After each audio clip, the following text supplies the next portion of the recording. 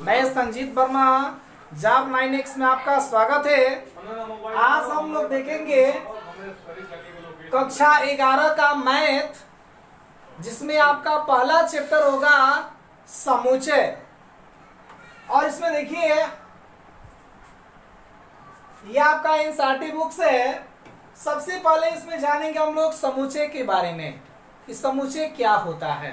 यहाँ पर देखिए लिखा गया है समुच्चय अथवा कुलक, माने समुच्चय का ये या समुच्चय का दूसरा नाम ही कुलक होता है, जिसको अंग्रेजी में सेट्स कहते हैं। देखिए यहाँ पर लिखा गया है इसका परिभाषा, हमने इसलिए लिख दिया है ताकि आपका समय का बचत हो जाए।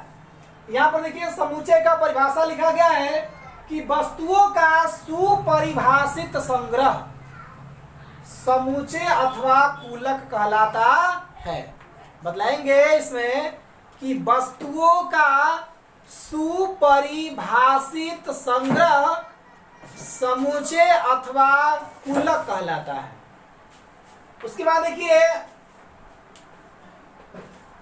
ये नीचे लिखा गया है कि समुच्चय का प्रयोग संबंध एवं फलन को परिभाषित करने के लिए, जो आपका दूसरा चैप्टर है, समुच्चय का प्रयोग संबंध एवं फलन को परिभाषित करने के लिए किया जाता है। उसके बाद ज्यामिति में, अनुक्रम में, प्रायिकता में या आदि के अध्ययन में समुच्चय सिद्धांत का उपयोग किया जाता है या समुच्चय सिद्धांत की आवश्यकता होती है।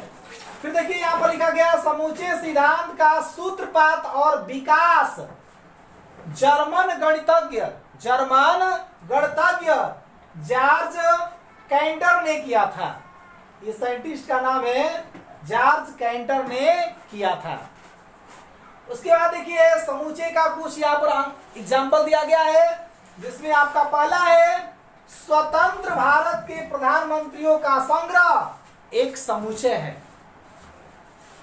स्वतंत्र भारत के प्रधानमंत्रियों का संग्रह एक समुच्चय है, क्योंकि देखिए यह आपका सुपरिभाषित है। और जब कोई भी चीज सुपरिभाषित होगा तो वे आपके समुच्चय होंगे।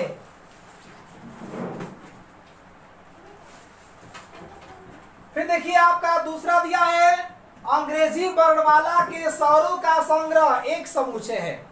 अंग्रेजी वर्णमाला में आप तो जानते हैं स्वरों की संख्या आपकी 5 होती है, A-E-I-O-U। इसमें लिखा गया है अंग्रेजी वर्णमाला के स्वरों का संग्रह एक समुच्चय है, यानी कि ये भी आपका सुपरिभाषित है, इसलिए ये भी एक समुच्चय होगा। फिर उसी प्रकार से देखिए तीसरा लिखा गया है कि प्रथम 4 अभाज्य धन पूर्णांकों का संग्रह एक समुच्चय होगा। अभाज्य धन पूर्णांक का मतलब जानते हैं कि ऐसी संख्या जो स्वयं से कटे या एक से कटे, उसी को एक शब्दों में हम अभाज्य संख्या के नाम से जानते हैं। तो यहाँ पर लिखा गया है कि प्रथम 4 अभाज्य धन पूर्णांकों का संग्रह एक समुच्चय है। तो ये भी एकदम सुपरिभाषित है, जब फिक्स कर दिया गया कि 4 ही, यानी कि ये सुपरिभाषित है। तो जब सुपरिभाषित है तो आपका संग्रह समुच्चय होगा। उसी प्रकार से दिया है समीकरण में, ये चौथा दिया है एग्जाम्पल के तौर पर कि समीकरण x² - 3x + 2 = 0 के मूलों का संग्रह एक समुच्चय होगा। ये भी फिक्स है। जब इस समीकरण को आप हल करेंगे तो इसके 2 ही मूल प्राप्त होंगे। x के कितने मूल प्राप्त होंगे? 2 ही मूल प्राप्त होंगे। तो ये भी एकदम निश्चित है, सुपरिभाषित है, अर्थात ये भी आपका एक समुच्चय होगा। उसी क्रम में दिया 5वां की संख्या 210 के अभाज्य गुणनखंडों का संग्रह एक समुच्चय है। ये भी निश्चित है। अगर 210 का गुणनखंड करेंगे तो उसमें देखेंगे कौन कौन सा आपका अभाज्य गुणनखंड है, तो ये भी एकदम निश्चित होगा, इसीलिए और सुपरिभाषित भी होगा, इसीलिए ये भी आपका एक समुच्चय होगा। उसी क्रम में देखिए यहाँ पर 6वां नंबर में करा है कि मेरठ के करोड़पतियों का संग्रह एक समुच्चय है। मेरठ में भी करोड़पतियों की जो संख्या है वो भी आपका सुपरिभाषित है। ये भी एक प्रकार से क्या हो जाएंगे? समुच्चय हो जाएंगे। उसी प्रकार से अगर आपसे कहा जाएगा आपसे कि मेरठ में गरीबों का जो संग्रह होगा एक समुच्चय होगा, तो ये नहीं हो सकता है, क्योंकि मेरठ में गरीबों की संख्या कितनी है ये आपकी सुपरिभाषित नहीं है, इसलिए ये आपका एक समुच्चय नहीं होगा।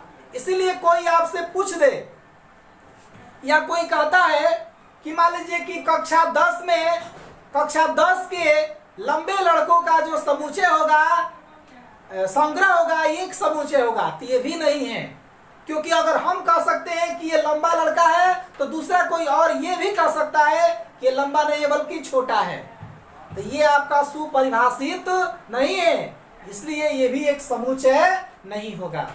तो समुच्चय के यहाँ पर देखिए एग्जाम्पल लिखा गया है, और इसी क्रम में देखिए हम आगे देखेंगे, इसके आगे हम लोग देखेंगे, देखिए इसके आगे हम लोग देखते हैं, हम लोग इसके आगे जानेंगे समुच्चय के अवयव। समुच्चय का अवयव क्या होता है, यहाँ पर देखिए इसका परिभाषा लिखा गया है, आपके समय बचत के लिए छोटा कर लिख दिया गया है ताकि समय का बचत होगा और आसानी से आप समझ भी जाएंगे।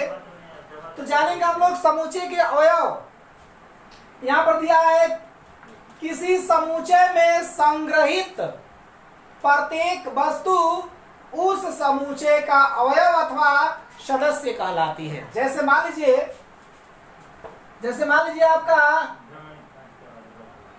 यहाँ पर मझोला कोष्ठक में लिखा गया है 1 2 3 4, तो जो मझोला कोष्ठक के अंदर लिखा गया है 1 2 3 4, यही आपके क्या होंगे जी, समुच्चय के अवयव होंगे। यहाँ पर परिभाषा में लिखा गया है कि किसी समुच्चय में संग्रहित प्रत्येक वस्तु उस समुच्चय का अवयव अथवा सदस्य कहलाती है। तो देखिए यहाँ पर या ऐसे ही बता सकते हैं कि मझोला कोष्ठक के अंदर जितने भी आपके ये 1 2 3 4 अंक लिखे गए हैं, यही एक प्रकार से आपके क्या होंगे जी, समुच्चय के अवयव होंगे। यानी कि यहाँ पर समुच्चय के अवयवों की जो संख्या है वो आपकी 4 है। फिर देखिए यहाँ पर एक नोट लिखा गया है कि समुच्चय में अवयवों का सजाती होना आवश्यक नहीं है।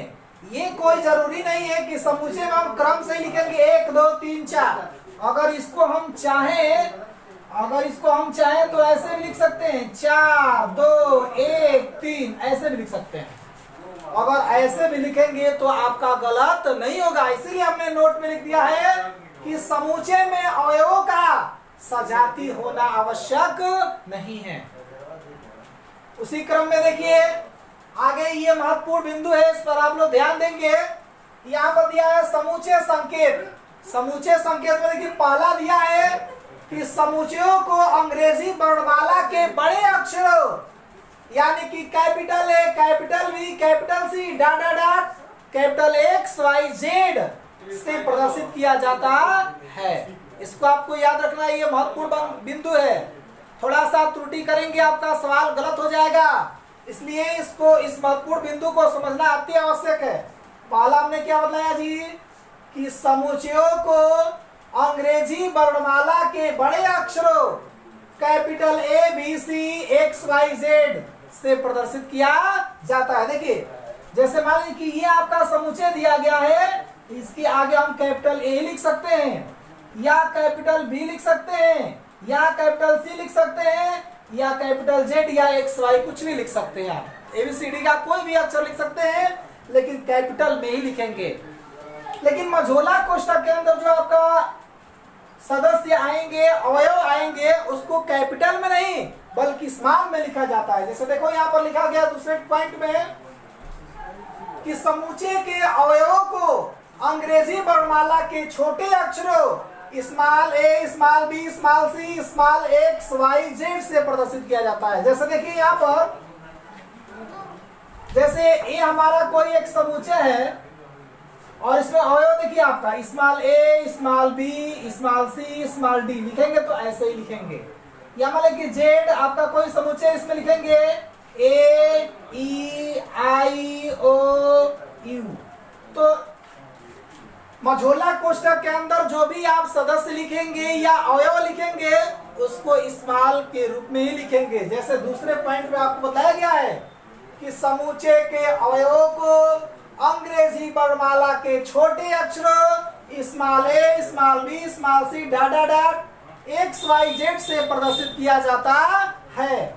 उसी क्रम में देखिए तीसरा पॉइंट आपका है, आपका तीसरा पॉइंट ये कर रहा है कि समूचे में किसी अवयव की उत्पत्ति, देखिए यहाँ पर दिया समूचे में किसी अवयव की उत्पत्ति को दर्शाने के लिए यूनानी प्रतीक बिलोंग्स टू का प्रयोग किया जाता है। यहाँ पर बताया गया तीसरा टॉपिक में कि समूचे में किसी अवयव की उत्पत्ति को दर्शाने के लिए यूनानी प्रतीक बिलोंग्स टू का प्रयोग किया जाता है। जस्ट इसके नीचे लिखा गया ये कि यदि एक्स समूचे ए का एक अवयव है तो इस तथ्यों को प्रतीकात्मक भाषा में लिखा जाता है X belongs to A. X belongs to A का मतलब ये होता है कि एक्स समूचे ए का एक अवयव है, या इसको ऐसे भी कह सकते हैं कि एक्स समूचे ए का एक सदस्य है, या इसको ऐसे भी कहा जा सकता है कि एक्स समूचे ए में है। तो इस प्रकार से ये आपके समूचे के अवयव रहा, उसके बाद समूचे के संकेत रहा जो आपके महत्वपूर्ण बिंदु है। इसके आगे और देखेंगे। धन्यवाद।